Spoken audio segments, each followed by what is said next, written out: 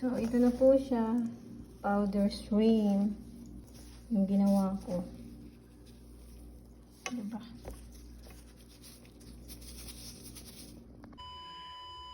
Ayan. Yan po. Binilad ko to yung ulo ng hipon. Kasi susubukan kong gawing powder. So, binilad ko siya ng isang araw at kalahati. Kasi sobrang init dito sa Saudi. So, ngayon, i-blend ko siya para maging powder.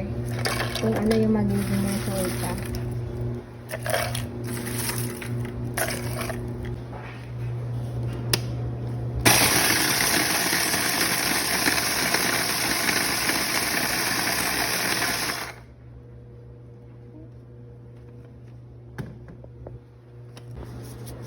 So, ganyan po siya. Pero, pipinuhin ko pa siya.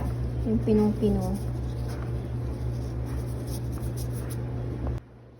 Ayan, gagamit ako. Yun dati, yung una, gumamit ako ng ano lang siya. Yung sa mga gulay, ganyan. Tsaka karne na manok ganito. Pero hindi pa siya yung pinong-pino. So, gagamit ako ng ganito. Yung pang powder po talaga siya.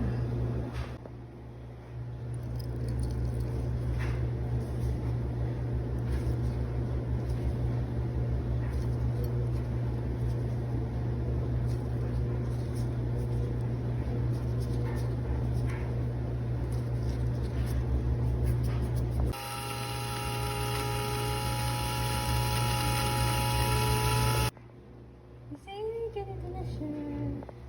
Ganda ng pagka blend niya. Pinang-pino. May powder stream na ako.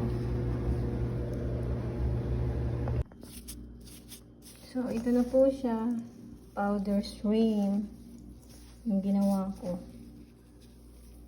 Diba? Ito na siya, nilagay ko siya sa container.